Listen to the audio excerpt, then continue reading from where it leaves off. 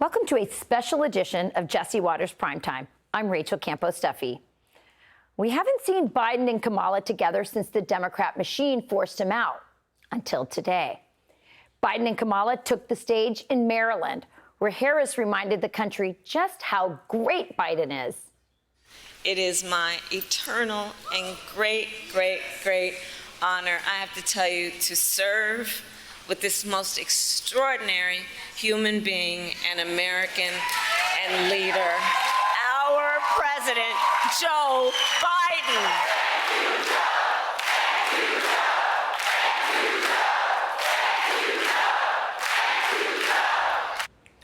Empty words. If Biden was so amazing, they wouldn't have kicked him out so unceremoniously. And if he really was extraordinary, he would have gotten a prime slot at the DNC next week. Kamala is headlining the event on Thursday, but Biden's speaking on Monday, as far away from Kamala as possible. Trump says, quote, Kamala Harris wants nothing to do with crooked Joe Biden. They're throwing him out on the Monday night stage known as Death Valley. He now hates Obama and Crazy Nancy more than he hates me. He is an angry man, as he should be. They stole the presidency from him. It was a coup. The Monday speech slot is a huge slap in the face to the sitting president, and everybody knows it. The Obama cabal forced Biden out, and now they're using the DNC to further humiliate him. Jill must be fuming. Ahead of the Democratic National Convention, Kamala Harris and Tim Walz are taking a bus tour together through Pennsylvania. Yeah, and this is interesting. This is interesting. It's the same bus the Democrats threw President Biden under. Oh. Isn't that a coincidence? What a coincidence, yeah. No wonder Joe and Jill are still holding a major grudge. What's your understanding of his mood right now? He's in a good mood. I suspect that he is not happy with some of the public statements and public actions that were taken in this whole issue. Who's Biden angry with? The Democrat inner sanctum. Listen, I think there was more happening behind the scenes than the public will probably hear about. There is an inner sanctum of Democratic politics where a lot of powerful people are trying to take credit for this, but they don't want to talk about it publicly because they are very acutely aware of how difficult this has been for Joe Biden. Who is the inner sanctum? Well, we'll get back to that in just a bit.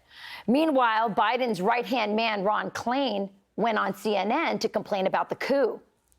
I do think, the president was pushed by public by public calls from elected officials for him to drop out, from donors calling him to drop out, and I think that was wrong. And why was it wrong, though, for them to do that? Why was it wrong for donors to raise objections to other elected officials? I think that not wrong like immoral, but I think it was unfortunate because I think that the president had won the nomination fair and square. Behind the scenes, Democrats are divided.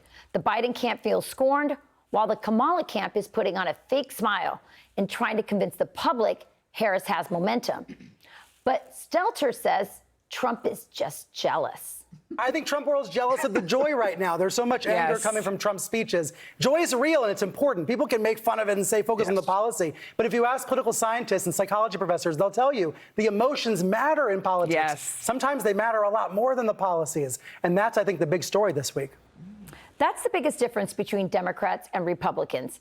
One party cares about policy and the other just cares about emotions. They want you to hate Trump regardless of his policies. They want you to love Kamala, but they don't want you to ask questions about her agenda. The Democrat nominee still hasn't done an interview. The less you know about her, the better for the inner sanctum. They needed a new figurehead. Biden was their first choice. He slept in, he rarely met with his cabinet, he allowed the people around him to run the country. But they couldn't keep hiding his cognitive decline. Now they have Kamala. She'll do whatever they want. She owes a lot of important people a lot of favors. After all, Democrats don't do coups out of the kindness of their hearts. The question for voters is, who is running the government? We have a right to know. Click here to subscribe to the Fox News YouTube page to catch our hottest interviews and most compelling analysis. You won't get it anywhere else.